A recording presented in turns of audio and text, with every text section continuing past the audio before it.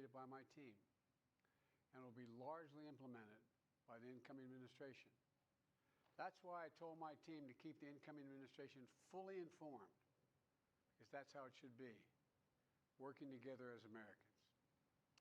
This will be my final address to you from the American people from the Oval Office, from this desk as president. And I've been thinking a lot about who we are and maybe more importantly, who we should be. Long ago in New York Harbor, an iron worker installed beam after beam, day after day. He was joined by steel workers, stonemasons, engineers. They built not just a single structure, but a beacon of freedom. The very idea of America was so big, we felt the entire world needed to see. The Statue of Liberty, a gift from France after our Civil War. Like the very idea of America, it was built not by one person, but by many people, from every background and from around the world. Like America, the Statue of Liberty is not standing still. Her foot literally steps forward atop a broken chain of human bondage. She's on the march, and she literally moves. She was built to sway back and forth to withstand the fury of stormy weather, to stand the test of time because storms are always coming. She sways a few inches, but she never falls into the current below. An engineering marvel. The Statue of Liberty is also an enduring symbol of the soul of our nation, a soul shaped by forces that bring us together and by forces that pull us apart. And yet, through good times and tough times, we've withstood it all. A nation of pioneers and explorers, of dreamers and doers, of ancestors native to this land, of ancestors who came by force, a nation of immigrants who came to build a better life, a nation holding the torch of the most powerful idea ever in the history of the world, that all of us are created equal, that all of us deserve to be treated with dignity, justice, and fairness, that democracy must defend and be defined and be imposed, moved in every way possible. Our rights, our freedoms, our dreams. But we know the idea of America, our institution, our people, our values that uphold it are constantly being tested. Ongoing debates about power and the exercise of power, but whether we lead by the example of our power or the power of our example, whether we show the courage to stand up to the abuse of power or we yield to it. After 50 years at the center of all of this, I know that believing in the idea of America means respecting the institutions that govern a free society, the presidency, the Congress, the courts, a free and independent press, institutions that are rooted, they just might not reflect the timeless words, but they echo the words of the Declaration of Independence. We hold these truths to be self-evident. Rooted in the timeless words of the Constitution, we the people. Our system of separation of powers, checks and balances. It may not be perfect, but it's maintained our democracy for nearly 250 years, longer than any other nation in history that's ever tried such a bold experiment. In the past 4 years, our democracy has held strong. And every day I've kept my commitment to be president for all Americans through one of the toughest periods in our nation's history. I've had a great partner in Vice President Kamala Harris.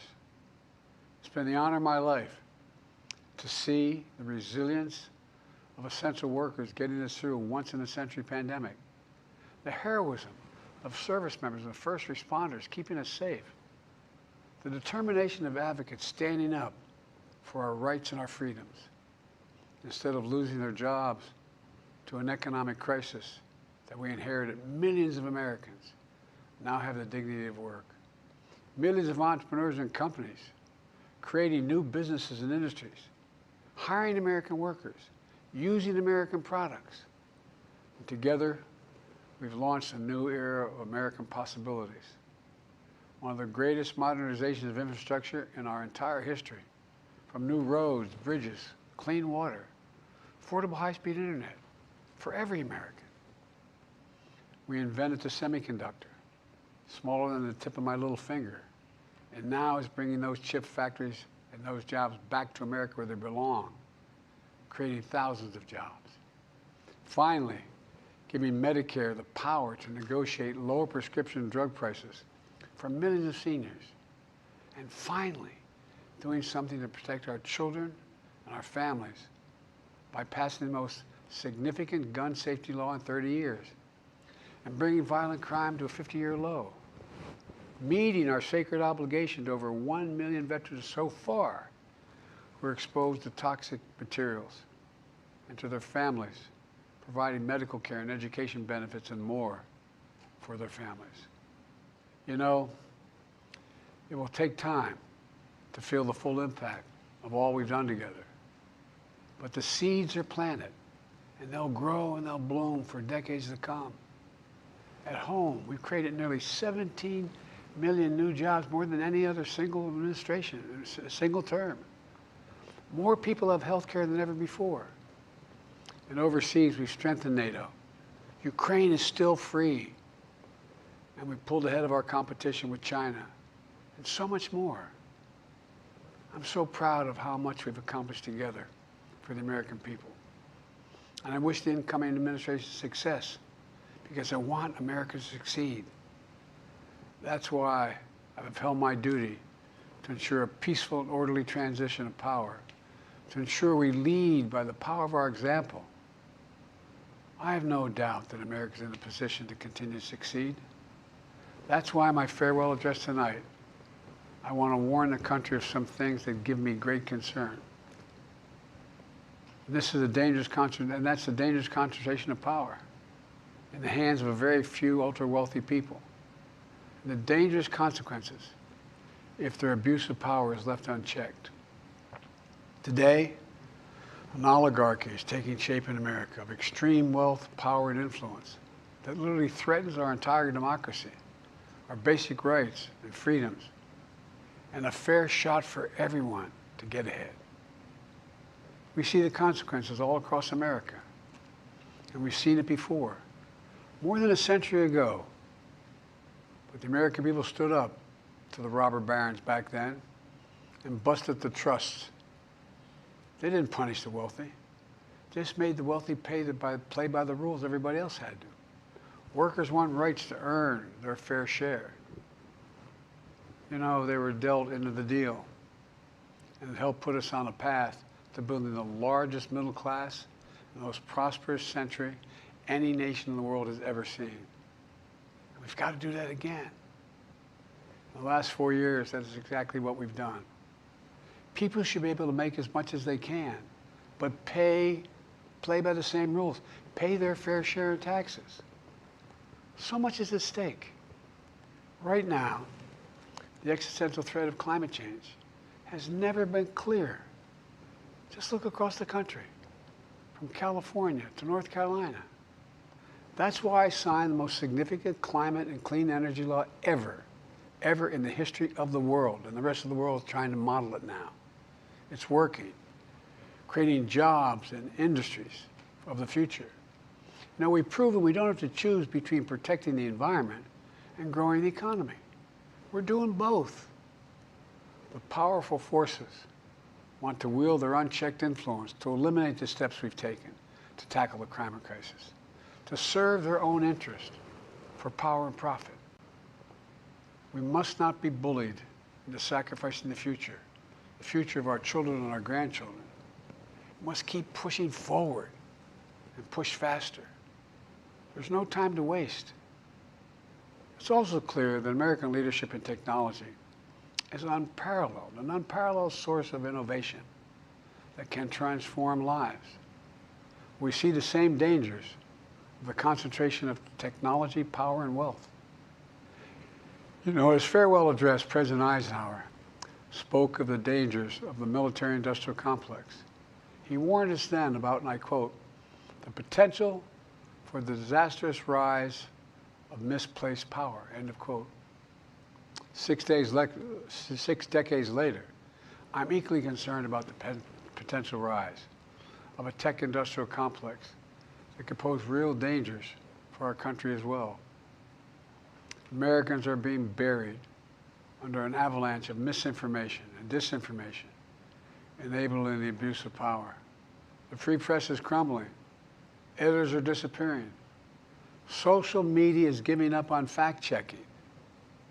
The truth is smothered by lies told for power and for profit. We must hold the social platforms accountable to protect our children, our families, and our very democracy from the abuse of power. Meanwhile, artificial intelligence is the most consequential technology of our time, perhaps of all time.